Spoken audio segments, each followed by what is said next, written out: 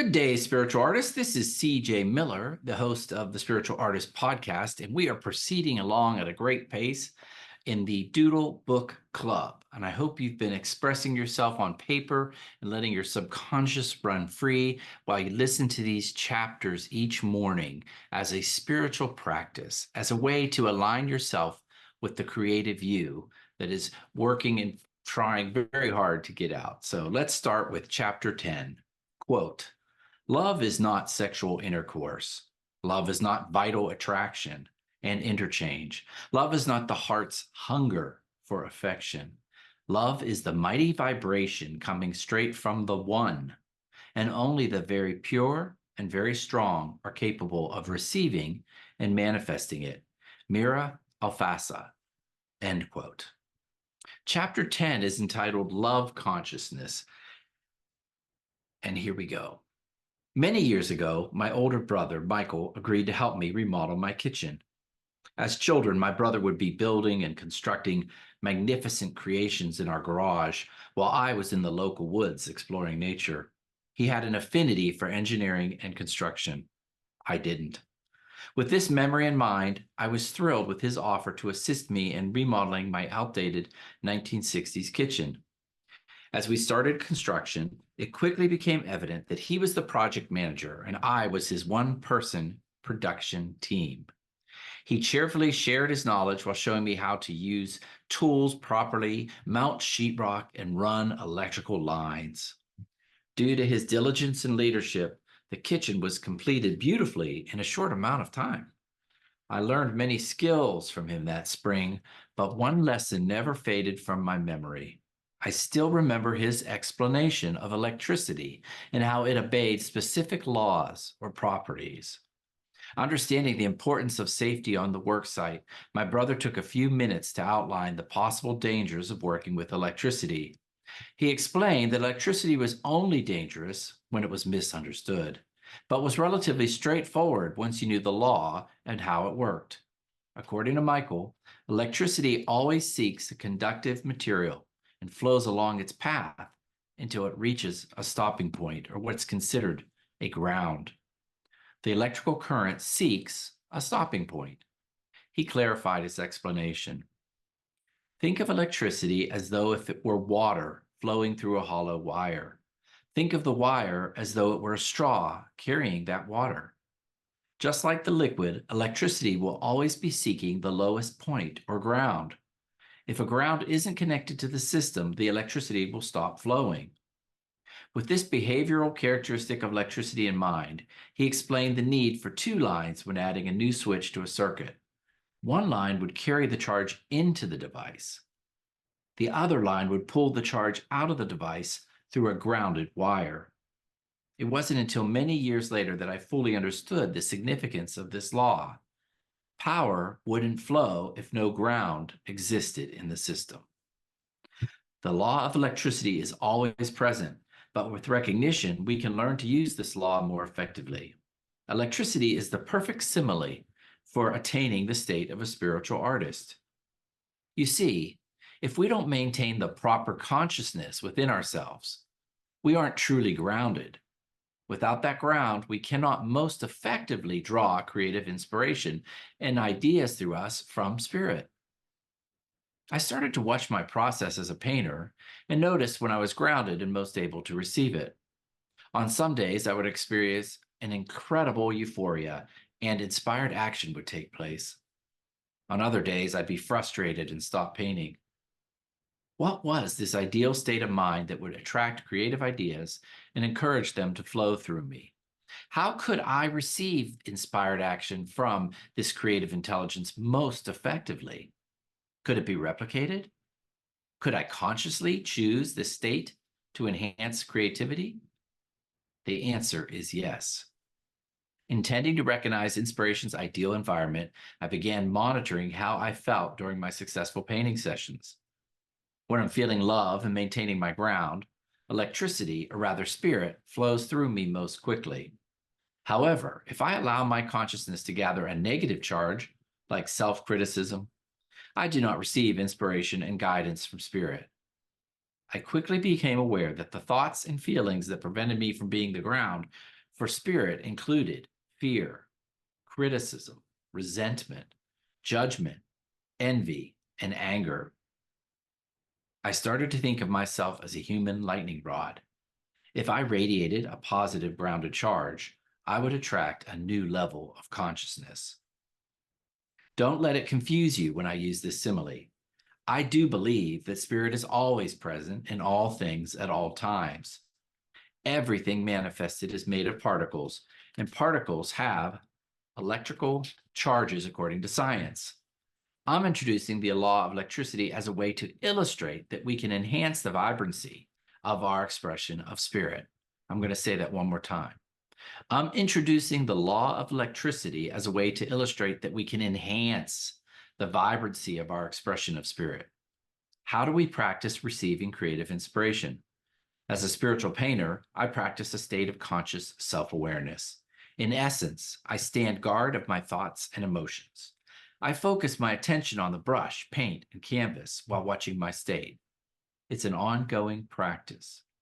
When I begin reliving an argument in my mind and stop the flow of creative intelligence, I'm symbolically disconnecting from my ground.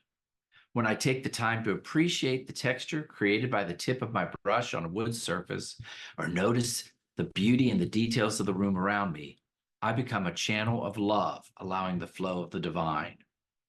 Or, as in my brother's metaphor, I become that hollow tube in which the current of electricity is drawn. Some people equate love with a higher power. I think of love as the conductive element of spirit that most quickly attracts this creative flow. Remember, creative intelligence is the creator. Creative intelligence creates no matter what. We have the choice to amplify the process of creativity through us or disconnect from the ground and try to block it out.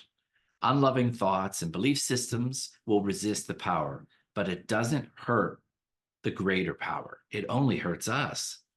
The power of spirit runs through all manifestation and non-manifestation in the universe, and it's unstoppable.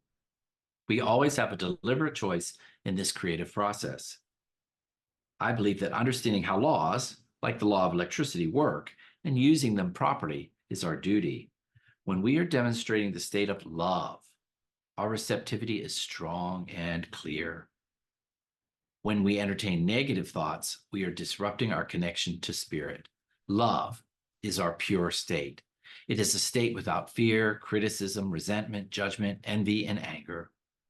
We can access love by turning away from negative feelings and practicing trust, appreciation, serenity, faith, and presence. Early on during my painting sessions, as I began to listen to my thoughts and notice how they affected my painting, I realized that negative thoughts produced disruptive flow. Think of a painting as a creative progression with a clear beginning and a clear end. There's a process with painting of making decisions until a strong composition comes to light. Any type of negative thought disrupts my creative process and tears down previous accomplishments on the canvas. Isn't that interesting? Any type of negative thought disrupts my creative process and destroys previous accomplishments on the canvas. It works in the reverse. Painting or any creative process is one of adding and subtracting, but negative thoughts are never productive. They simply destroy what is already there. When I was thinking self-critically or permitting a negative story about a recent business transaction to flow through my mind, I lost my ground and the painting began to get dark and muddy.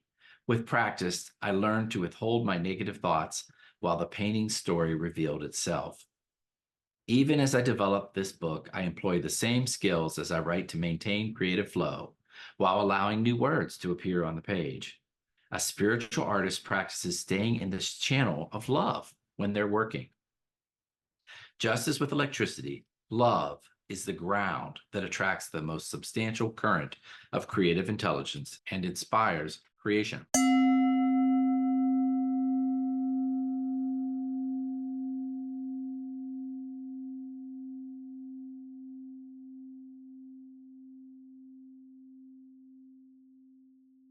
Okay, this was such a great thing for me to read today, and I'll tell you why. First, I want to repeat that to you that I have to practice putting myself in the best place possible, the best psychological, conscious place to be creative. And I do that by expressing love.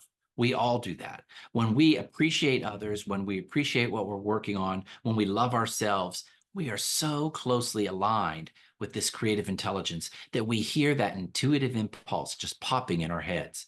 That's when my paintings really take off. But as I read this, I realized that I was struggling with something yesterday while painting, and I want to share that with you. I'm working on a big project. It's 3 panels that go together, and it's a lot of work.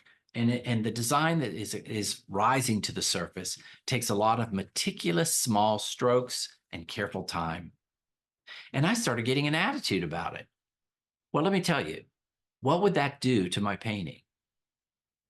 If I get an attitude about it, or if I'm tired, then it is also not in the place of love. So I want to add something to this book, not just the negative emotions, not just criticism or anger, but when we are exhausted, we are not in the best creative place. That's a really interesting thing to think about. Not only do you have to monitor your feelings of criticism, judgment, self-judgment, etc., but you should also monitor your physical condition. Are you taking care of yourself? Because I've been pushing so hard on these paintings and trying to paint hours and hours in one day. It's wearing me out. And when it wears me out, suddenly I get impatient with the work. I rush the brush strokes. And guess what that does? That ruins the painting. It goes backwards. So when you go out there and you go into the studio, I want you to remember to monitor your state and be in love, be in a state of play, enjoy what you're doing. And likewise, in anything in life, if you're making dinner, if you're doing chores, if you're taking out the trash, I know this sounds weird, but you have to be in the love space as you carry that trash out. If you're angry, if you're resentful that you're doing it, the trash will get caught on the door frame, the bag will tear, things will dump down the steps, right? But if you're in joy and you take your time and you're patient with it, it will all flow smoothly.